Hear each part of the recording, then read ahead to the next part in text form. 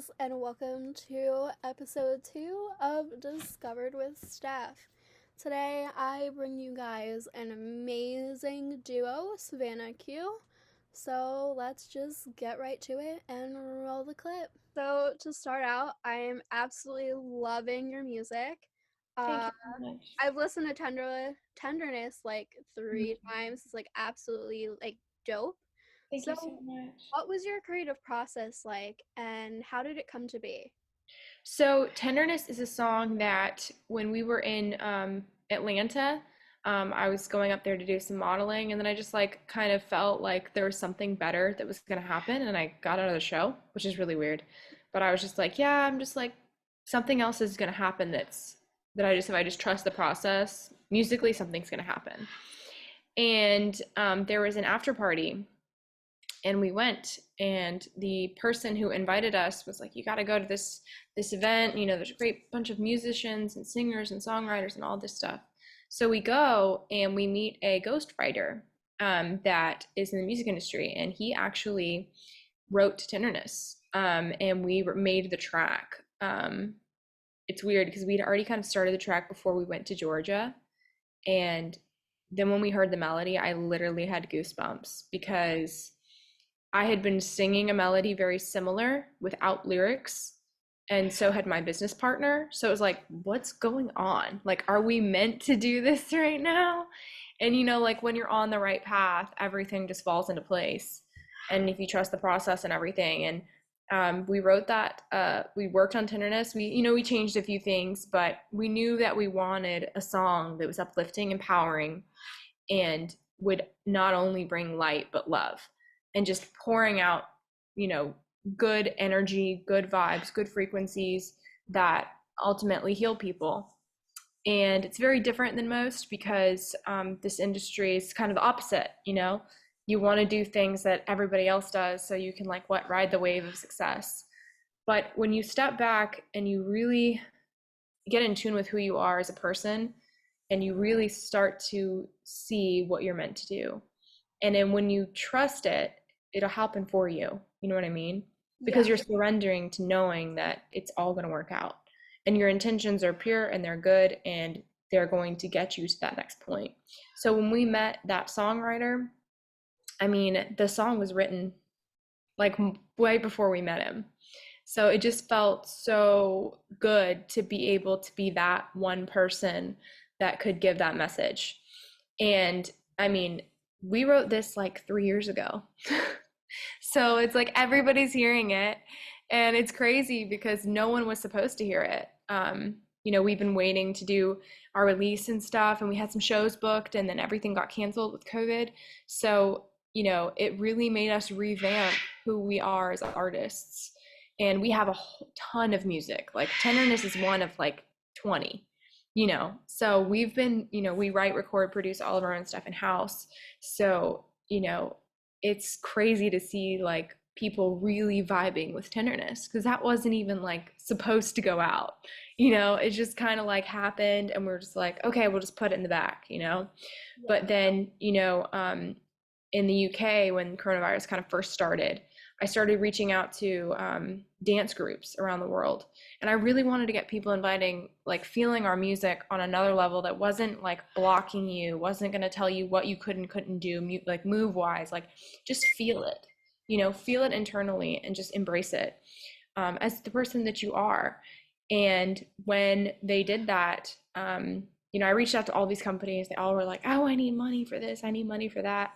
But when you realize that something you have is so pure and so real and so powerful that it just resonates with people on another level, then you know that the right person is going to come into your life and say, I want to help you with this.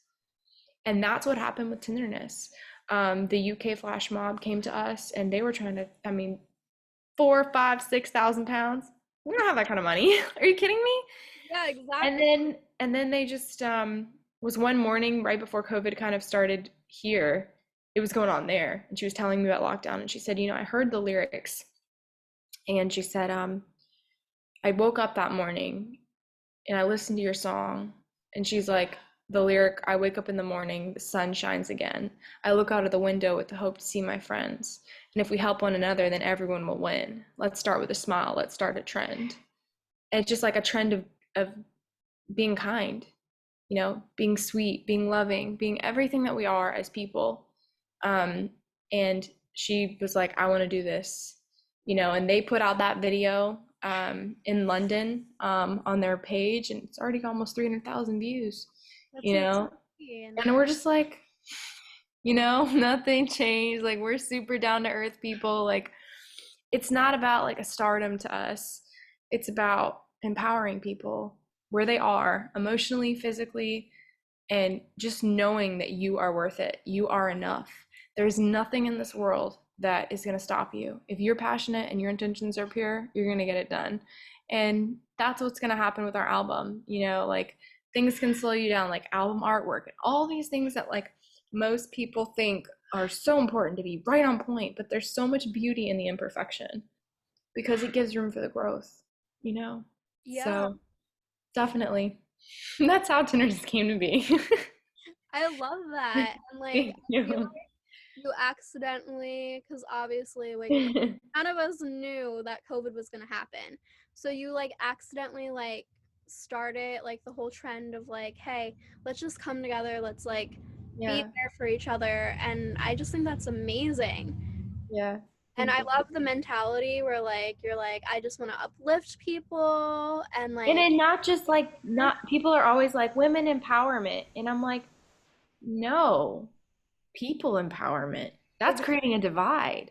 I'm not like, I want to be empowering everybody, no matter who you are, no matter what you are, like everyone I want to empower because you only know and appreciate the things that happen to you for good when you've experienced bad because you learn to appreciate it even more than you did, you know? And yeah. that for me is the music industry and the music that flows through my veins. It's like that comes from a place of gratitude and knowing and trusting that I'm doing the right things because I'm not going to go with the flow of everybody else. I'm not meant to. I'm not meant to fade into the background and be like everyone else on this planet. I'm meant to stand out and be a light that really empowers and impacts people in a way that moves them, you know, like Yeah, internally. I love that. I think that's Thank so you. different because a lot of people, like you said, they're just worried about, like, getting to the top, and that's But all. what happens when you do? Exactly. Where Then do you, you go from there? yeah, you don't have the foundations that, like, you guys are having. So I think Yeah, it's great. Bouncing definitely. off that a little bit, my next question was, so in reading your website, you guys are like ones to not just sit around and wait. And because of that, you do every aspect of the production by yourself. And Yes. that's so amazing. Can it be Thank you hard so much. sometimes? Like, were there times where you doubted yourself along the way and had I to, think I'm gonna try to grab him so he can answer these questions. Yeah, for sure. It's definitely a lot of work. So it's more about learning how to get it done and how to maintain the energy through the process. Um, as far as like musically, it's like the reason why we do this is because it comes to us naturally. You know what I mean? So we enjoy doing it. So the musical ideas are kind of not really. That's the easy part. The difficult part is saying, okay, here's what we have in our heads. So what are we going to do to get it through the speakers? And then that just takes hours of just like patience and like excitement and curiosity to explore different tools and plugins and tricks, Instruments. instruments, recording instruments, and then, you know, making them sound wacky, just making stuff feel cool and original and just having Fresh. fun with the process. I mean, I've spent like 8 hours like recording and editing violins just to like mute Make, it at the yeah. end of the day because it's like, It's too much. but it was more so of like we just wanted to see where it would take us, and then Yeah. it ended up inspiring something else. So Yeah. yeah, it's the challenge is definitely maintaining the just the energy and the focus on the finish line. Mm-hmm. Because like you get in, your intuition gives you these ideas up front when you're like in the creative process, like when you're writing a song and you're producing the sounds, and then it's like, okay, here's what my intuition's telling me. Now I need to build a plan immediately with this feeling in mind to get to the finish line. And then that's so that's what we are constantly trying to improve and make more efficient, make more effective. Because again, like we said, the music ideas, like, God, there's way too many, you know, like we have so many little ideas sitting around, but it's like, it's more about, okay, how are we going to make a great song out of this, you know? And how is it going to impact people so that they feel what we feel when we write it, you know, that intention. Yeah. So definitely. So yeah, I mean, we just spent a lot of time recording and talking with musicians. Like, you know, I was on the phone today with a friend, piano player, and we talked literally for like 45 minutes about piano tones and recording it and the difference between a C3 and a C7. You know, what do you get out of a 12-foot piano? You know, that thing's built for, you know, cathedrals and you know, when you stick it in a small room, it's going to sound like mud because it's so there's so many conversations just to kind of equip your brain with like those go-to moments. Oh, here's the sound we're going for. Here's what we need. Bam, let's grab it. Yada yada bing. Move to the next thing. Yada bing, yada boom. It's really that. So it's just think you know, you got to be willing to put in the time, and we love it so much that it's not working. So it's funny because when we like don't think we're gonna write or just like let's just take a break, and we'll be driving in the car, and then all of a sudden he'll start banging on the, you know, on the steering wheel and just being like, and we're like, wait a minute, and then I'm just like singing something random, and he's like, are you recording that? And I'm like, got another one. You know, like he just. Those are the best ways to be creative. It just comes out of nowhere sometimes. Yeah, that's the beauty of it. And sometimes it's just like you'll hear like a turnaround in your head, you know, like a groove or something, and that turnaround is like you got to get it down, so you just beatbox it, you know, just throw it into the phone and pull that up when you get back into the studio, pull that session up, then, you know, put a drum together or you know, whatever it's going to be, whether it's like a piano part or a guitar part or drum or bass, you know, like just get it down so that you have it. We might not even want to finish that song today. No, because it could be inspired later. There's that little nugget. So we definitely hop back and forth. There's so many hops.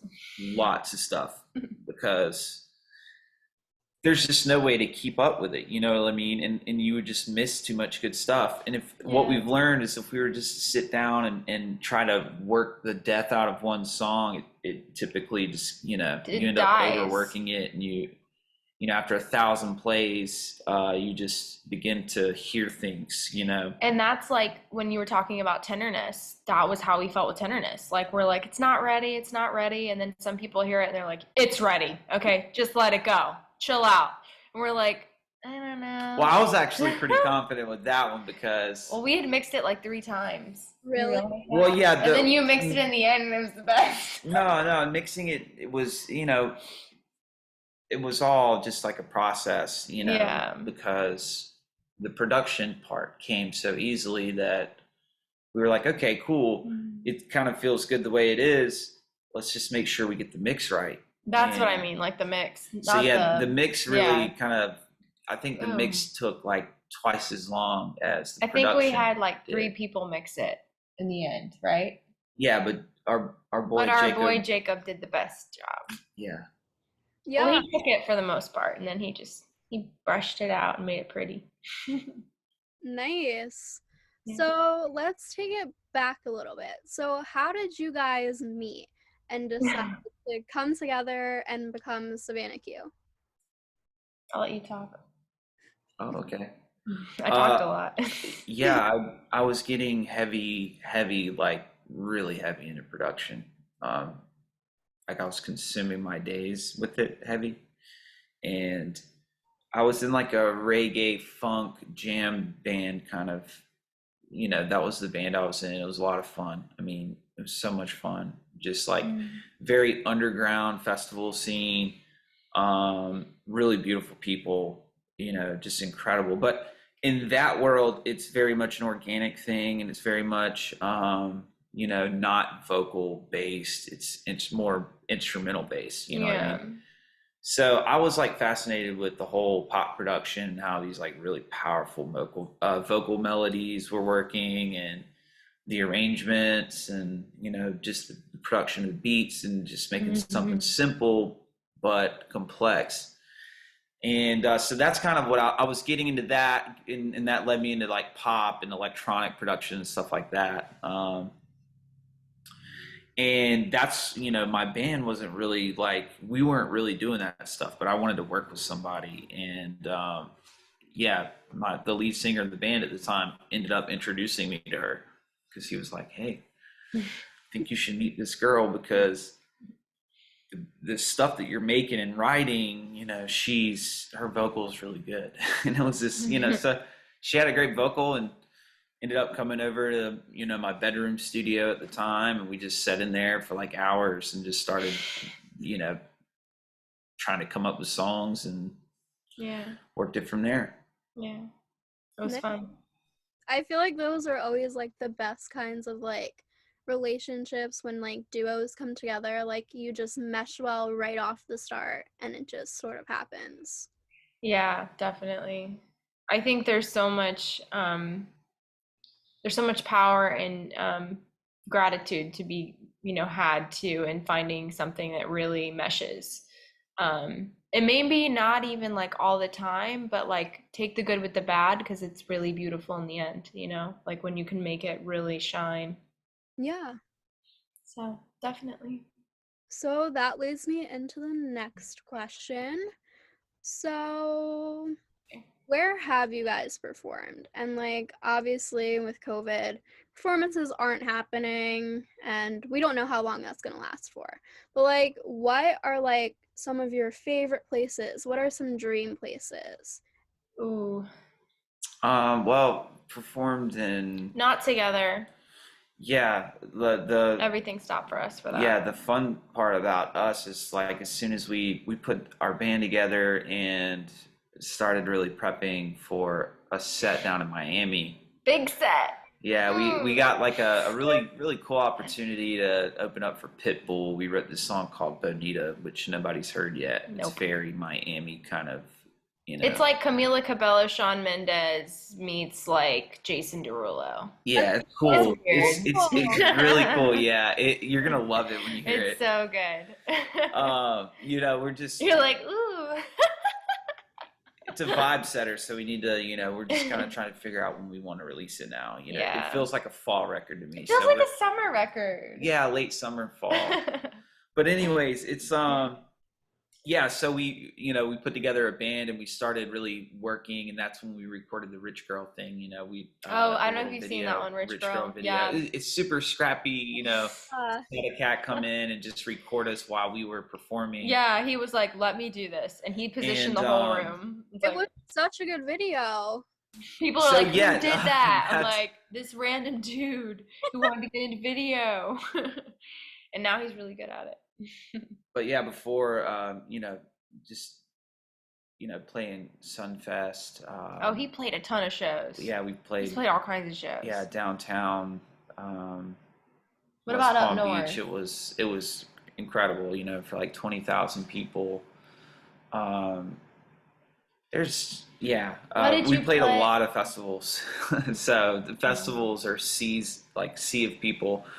And just the energy at a festival is, insane. So that always feeds the show.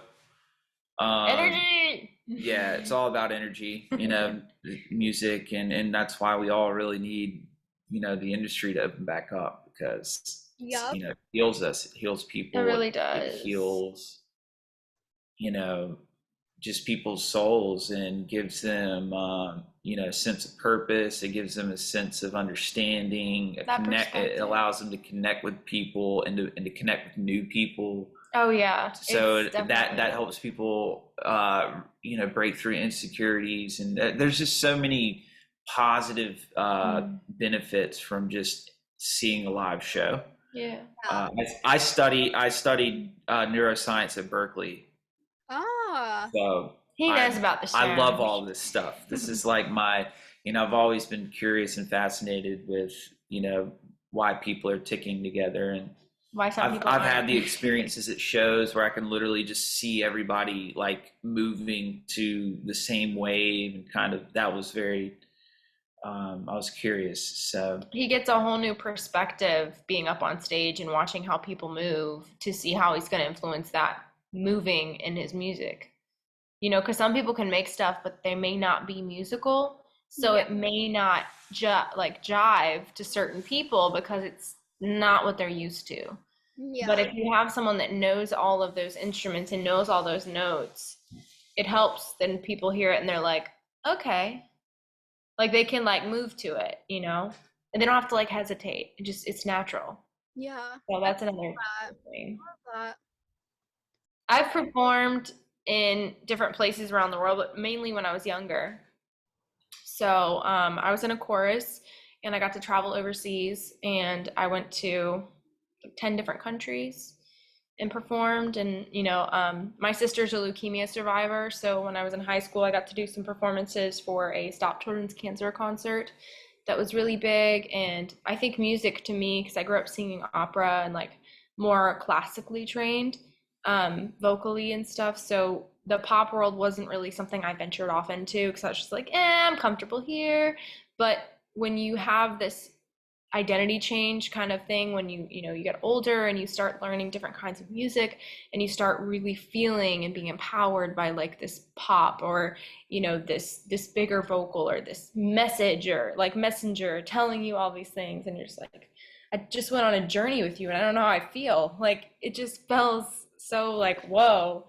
And yeah, I think it put a lot of perspective for me as an artist to be able to work with someone like him and learn different variations and like ways that I could put my voice, you know, that would would really help people. You know, it wouldn't just be like everybody else, like just making a song to make a song to be on the top charts. It's like you have to have that intention and that identity, and know that instinctually to bring that to life. You know. Yeah, So that's so cool. thank you. Okay, so on to the next one. So, what is the best advice that you've been given along the way that sort of like shaped you and brought you to where you are today?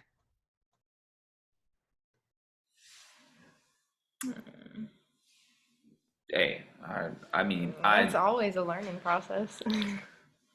there's a few, you know, it's Can we say it together? I don't know if it's the same thing. I don't The want one to. our mentor says to us? You say what you want to say. I'm not gonna hold you back. Oh, I'm what? just How gonna does it say what's start? coming to my How does it head. start? It's um, the sky is above you. If it was below you, you would be upside down. It's silly, but it's sweet. That is not it. Oh, that is That what he is says. it, because it's switching your Well, perspective. that's just a gratitude quote. You know, that's But just like that's a part of inside it. joke. It's like, you know, the sky is always above you. If it was below If it's you, below you, then you're you're upside upside down. It's down. like, you know, it's just a saying. Shifting your perspective. But yeah, I definitely learned in production. It's about I've used this one. You know, if you want to see over the crowd, you got to stand on the shoulders of giants. That's a good one. That's a good one. Make music that's 10 feet tall and bulletproof. These are all so good. Remember that one? Yeah, that's definitely one. You know, you got to have music that's 10 feet tall and bulletproof. That means it has to be copywritten, guys. If anybody out there No. I don't know if people are watching should this, know. but you better copyright your music. Yeah. The other one is if you wish to receive, you gotta extend your arm and give out what you hold dear in the palm of your hand. So yeah, just these little things. The first quote, standing on the shoulders of giants. That's really a collaboration philosophy. It's like if you want to reach your highest heights, then you need to work with the best. Yeah. And you need to strive to work with the best. We're always trying to pique the interest of the best. We're always sending our music to the best producers and the best mix engineers, and we're even if they say nah, they're like, oh, I'm busy, I'm sorry, it's like it's all good because we're just trying to connect, meet these people, and in that process we met some incredible really mentors, some huge producers who've told us kind of helped us validate what we're doing, so we don't sit there and question whether our material is good or not, like every artist does. You're like, oh man, is it good enough? It's like, oh, is it this and that? It's like, you always need people who like can just shoot you straight, and that's not your best friend. No, it's not your mom, your dad, or people in your inner circle, right? It's the people, it's your colleagues that you trust. It's the people that you look up to, people that you aspire to be like. Those are the kind of people you want feedback from, and they'll shoot you straight.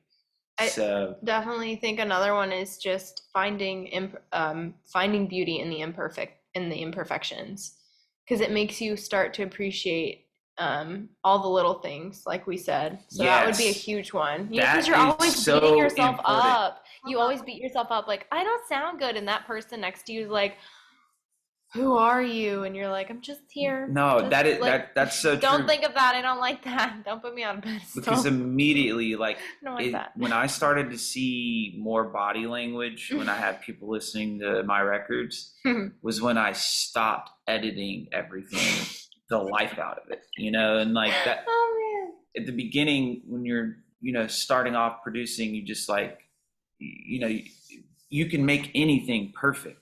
Yeah. So if you're thinking of perfect and perfection, then you're probably not listening. You're probably thinking, and if you're thinking about what you're hearing, you're not listening, really. You're thinking.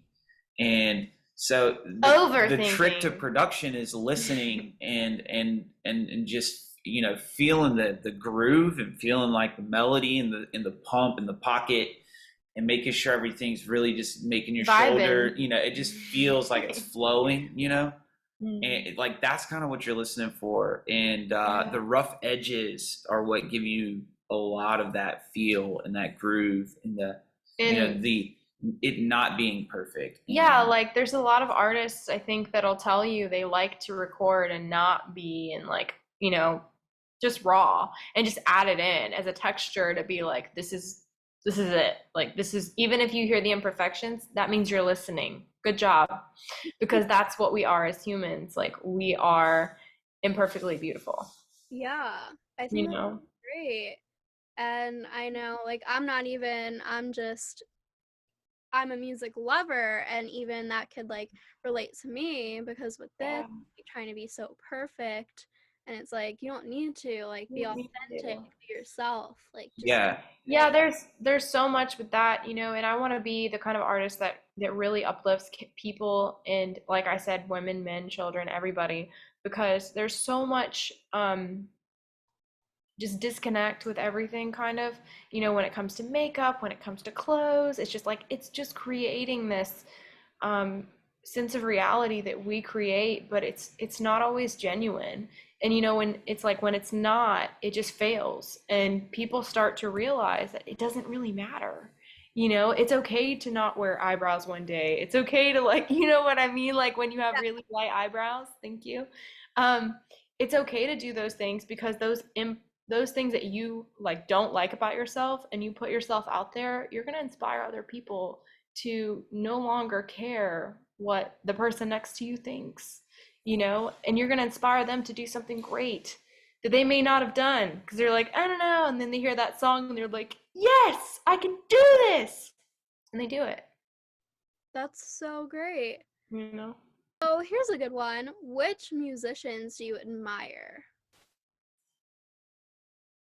Go for it. You go first. I think some of the biggest ones for me is like that are like most influential growing up was like I'm really into like Celtic music, so like Celtic Woman was always something I always listened to with my grandparents. It's kind of weird, but I mean, I don't care. I really liked them. They just felt like the music was like you're floating on clouds. Like you were just like melodically, it was just beautiful. And that was one thing for me. I think another one is like Michael Jackson, Whitney Houston, people that could really take you on a journey vocally. And they had this, climax and this whole story to tell you. And you just really felt it when they were singing because they took you with them. And of course, Michael Jackson like could move like nobody else, and still like just brings like, whoa, like so good feeling. So people that could, really take you somewhere else and put you somewhere else. That makes me, that's really uplifting to me. It's not even about I don't think it's even about the vocals to me. It's about the story and the message. And if it's something that I resonate with, then it's going to be something that I listen to. But it's always good to switch it up, like listen to things that maybe you're not so in tune with, like you don't always listen to, because it's going to spark something else, that maybe you know, bring you to something else that helps you. I don't know. But yeah, I think just really listening to artists that not just their voice, but just their message within their voice. So that was for me, what I'd say. I'm a weird guy when it comes to music. I grew up listening to country and like Conway Twitty country, and like that deep, twang and stuff like that. Chet Atkins on guitar and stuff. And then I got introduced to blues and I started listening to a lot of blues. And then that kind of took me into the Motown stuff. And then I got into, you know, like pretty pop bands at the time, like the Bee Gees, like those harmonies and stuff like that were like, really crushing my ear. They were just the stuff that was sounding like above everything else. I was always into that. Like when you first hear Hotel California by the Eagles, you're like, this is like nothing else on the planet. Yeah. Like that kind of stuff is just like incredible to me, and I can't wait for music to get back to that. Same. Like I would really love, and it will one day. It will. But yeah, so then the guitar players. Love studying guitar players, like Jimmy Herring. He's kind of like a underground legend. That just will absolutely shred your face off in the best of ways. Yeah, and of course I like all the legends, and Oh yeah, you can't. You like don't there's have to, cool things everybody about knows all this. of them, but I don't really listen to them a lot. Mm-hmm. Like I don't listen to a lot of Jimi Hendrix or stuff like that. I think he's awesome. Mm-hmm. Used to have a really cool Jimi Hendrix poster back in college that was like kind of psychedelic, and I would like set it up behind my guitar rig where we like jammed. And that was cool, but like I still didn't even listen to him or try to imitate him or do anything. So I don't really listen to the radio that much. I think I listen to the radio more than he does. It's so weird because people be like, that song's like already created, and he's like, what do you mean? He'll be like, no, and then he's like, this is completely different. Like, yeah, see, that's the thing. It's like, he doesn't listen. Yeah, I'll go and write something, and they'll be like, dude, I've heard this before. And I'm like, dadgummit. I'm like, where? I'm like, where did you hear it? And then they'll like look up a song, and I'm like, dude, that's not even close. Oh. It's like, that's not what I'm going for. That's and then they're like, oh, well, it reminds me of that. And I was like, well, good. But yeah, it's it is kind of spooky sometimes. I hear something too, and I'll be like, oh my gosh, Oh, before our stuff was this copywritten. is totally already a song, and then I'll go and look and try to find the song that I'm looking for, and I can't find it, and then I'll be like, wait a minute, that's my song. So I'll rewrite my song. There's People there's do so all many, kinds of stuff. That's what happens when you're humming melodies every day. And when you have songs that you haven't released and they're just in a file and you're just like, just got the copyrights back and you're like, wait a minute, that sounds familiar. It's like, oh wait, that's my song. Like, and you're just like replaying a different song in your head, but you're like listening to something else and you're just like, I'm somewhere else right now, sorry. So, yeah. So I think that's great. That sort of takes me into, like, I guess a leading out question. So what's next for you guys? I know it's hard because COVID and everything, but like once COVID ends, what are you guys looking forward to? Just getting her on stage, getting the performance put together, and releasing all of this content that we have. I think releasing the content is going to be really great, but I think the message that's going to be behind the content couldn't come at a better time. So I feel like it's really going to help people and really fill people up emotionally. Like I said, with the insecurities and all the things that we're all experiencing right now, but realizing you're not alone and everybody's in the same boat. It's just maybe a different journey, and knowing that I can help someone somewhere else really brings me a lot of gratitude, for the opportunity. So, yeah. Okay, well, is there anything else you guys want to cover, add in? I would say keep in touch with, if anybody's interested in going on Club Mob's video, you can type in, I think it's Stay Home Club Mob, and it's a group called Club Mob, and they're a flash mob group out of the UK, and they put together dance groups, and do big videos all over YouTube.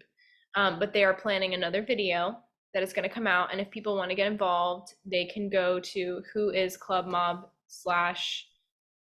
They're doing another video with the song Tenderness, dance, the song that we wrote. Yeah, it's whoisclubmob.uk, and people can go on there and look at the blog and see how to get involved.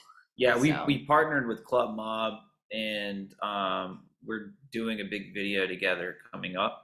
Yeah. And they're gonna actually be like, once things are better. Yeah, they're gonna barge into the streets and do like a huge video, a huge dance together. Oh, nice! Yeah. I'm so excited. I see it, and I'm like, with the song Tenderness. So, just be patient with us. We're getting ready to release a lot of really cool stuff. Yeah, I think people are really gonna be like, whoa, where did these people come from? Because we've been just working really hard for the past 3 years, keeping to ourselves. So yeah, and with Tenderness, you can really tell the hard work pays off. Like, I was really taken aback. I listened to it for the first time, and I was like, oh my God, this is so good. Thank you. Appreciate it. But I can't wait to continue to watch your guys' journey and see where you end up. Yes. Yeah, we're excited. We can't wait to share this music, and it is coming out soon. So yeah, definitely. We'll keep you posted. Yes. Thank you so much, Stephanie. Yes, of course. So that was today's interview. I think they are completely amazing, and their music is amazing as well. I am going to add a little snippet of their song Tenderness right now, so enjoy it. Tenderness, tenderness, on a quest for tenderness.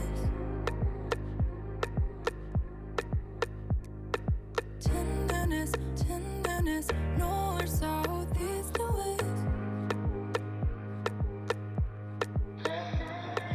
Tenderness, tenderness, and the world is a mess because they have no tenderness. I hope they don't fall tenderless.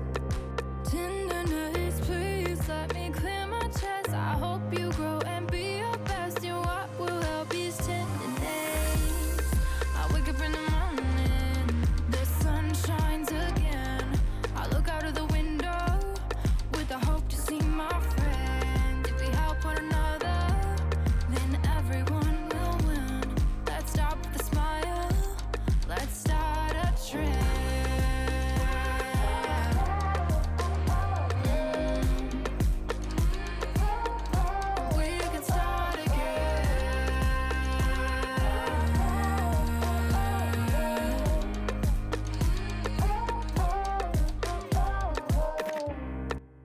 Thank you so much for watching today, and I hope you tune in next week for another great band. So until then, I'll catch you on Instagram. Treasure, you'll find this. Together we'll bring out the brightness.